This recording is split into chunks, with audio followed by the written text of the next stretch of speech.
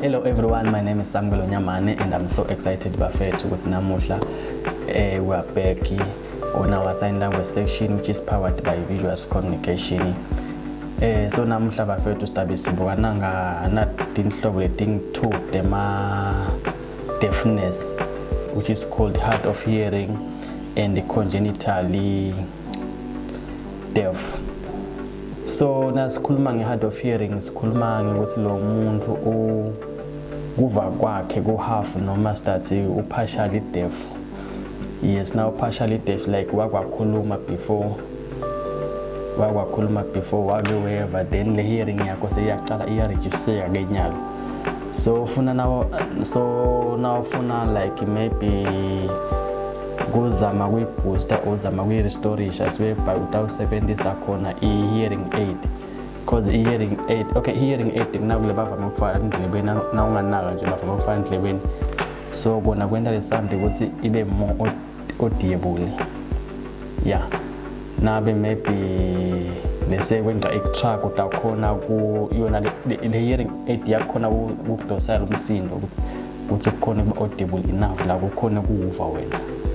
Yes, so labo bafolisha under hard of hearing. Then bese kuba ne-congenitally deaf.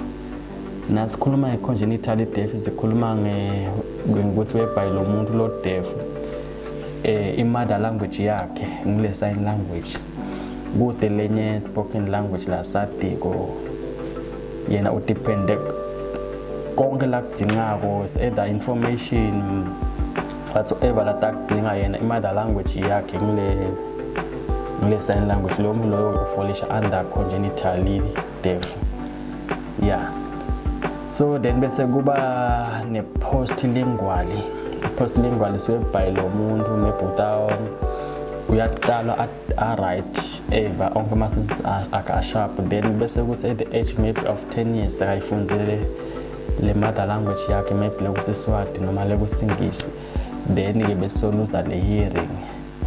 Labantu labo le hearing iluza at the age of 10 years. Labantu labo naba lesitaba khanza like namvusela maybe umkhanze amayima akhamba lama-lips but le voice ingaphumi, yabo, ukuthi na ukhuluma naye akubuke lamlonyeni ukuthi uthini yalena like ukufunza lama-lips ukuthi okay nyalo uthini. So labantu labo bafolisha under postlingual.